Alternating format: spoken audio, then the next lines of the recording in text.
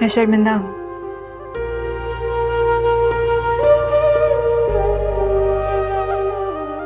मुझे बच्चों को इस तरह डांटना नहीं चाहिए था।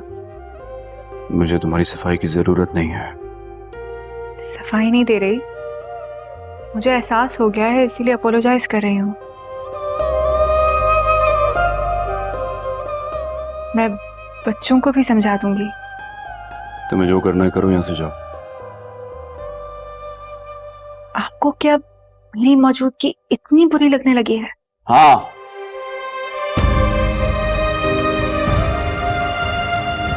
अगर मैं ये कहूं कि तुम्हारी मौजूदगी मुझे मेरा ज़ब्त खोने पर मजबूर करती है तो ये गलत नहीं होगा।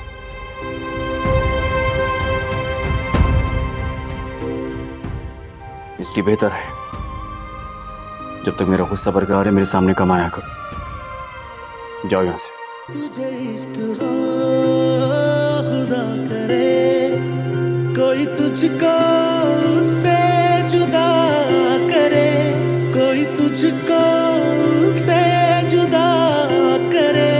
तुझे इश्क हो खुदा करे, तुझे इश्क हो खुदा करे।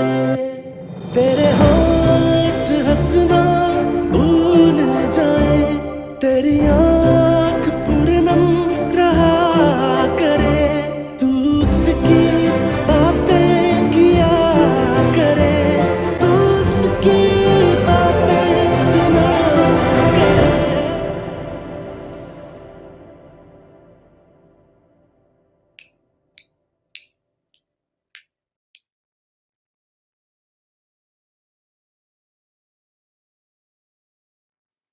कल मैंने आप लोगों को ज्यादा डांट दिया ना, आई एम सॉरी।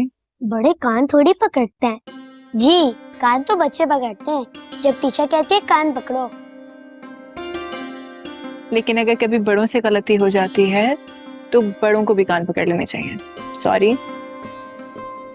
आप सॉरी मत करें, गलती हम दोनों की है और हम बदतमीज है। उसने ही सबसे पहले एक खेल शुरू किया था। और बेड पे जंप करना किसने स्टार्ट किया था? आपने बोला। अच्छा ठीक है ठीक है ठीक है, एक काम करेंगे, अब से हम तीनों मिल के खेलेंगे, ठीक है? ठीक है। मिसना, अरहम बाबा, नूडल्स तैयार हो गए, चलें आ जाएं। नूडल्स। ओके।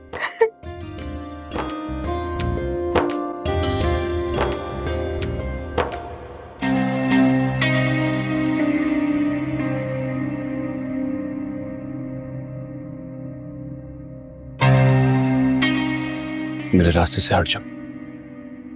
जो गुस्सा अंदर है उसे बाहर क्यों नहीं निकाल देता है?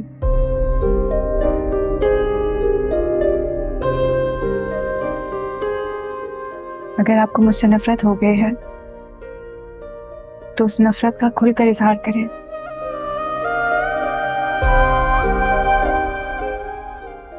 बताएं, आपको नफरत हो गई है मुझसे? वक्त आने पे ये भी बता दूंगा। बेवफा तेरी दीवानगी, दीवानगी ओ बेवफा तेरी दीवानगी।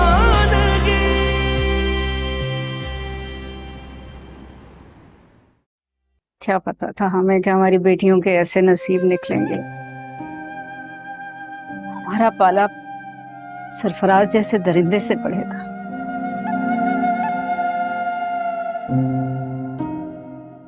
जिसने हमारी बेटियों की जिंदगी तबाह बर्बाद करके रख दी। अभी भूली भूली सी बातों की क्या सोच रही है तू? जिंदगी पड़ी है बच्चियों की, आगे के बारे में सोच। आगे क्या करेंगे? बच्चे की पैदाइश होने दे, फिर कोई अच्छा सा रिश्ता देख के इसकी शादी कर दूंगा, और क्या करूं। मुझे शादी नहीं करनी।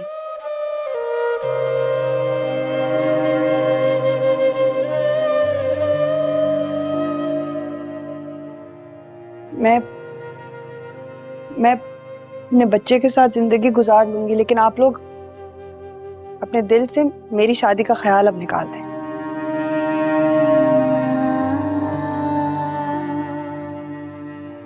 लेकिन बेटा इतनी तवील जिंदगी कैसे? और मेरा बच्चा, वो भी तो यतीमों की तरह ही जिंदगी गुजारेगा, सिर्फ और सिर्फ दुआ की वजह से।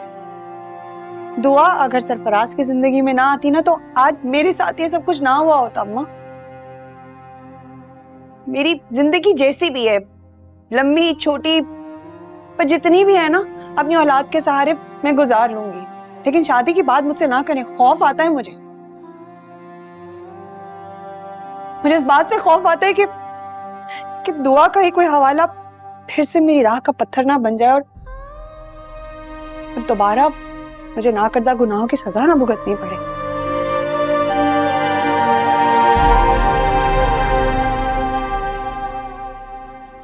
क्या गलती थी मेरी? क्या गुनाह किया था मैंने? हमेशा आप ही लोगों के कहे हुए उसूलों पर चलती रही ना अब्बा, तो क्या हुआ बताएं? दुआ का गुनाह मेरी जिंदगी का धब्बा बन गया तलाक की सूरत में, और मेरा बच्चा बाप के होते हुए भी महरूम रहेगा वो इससे।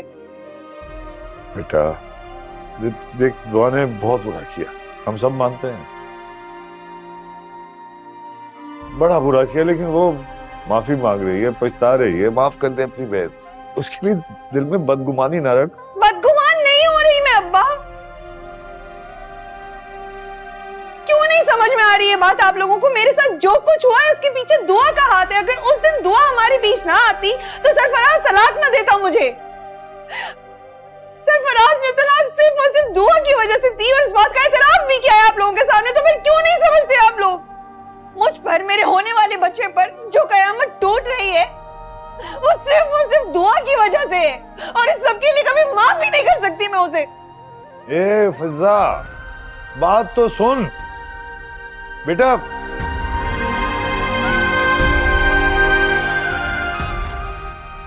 या अल्लाह,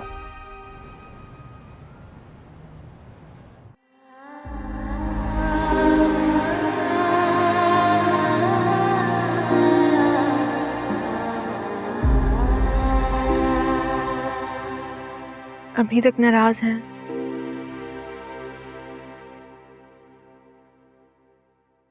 मैंने आपसे कहा है ना कि नींद आ रही है मुझे, सो जाओ।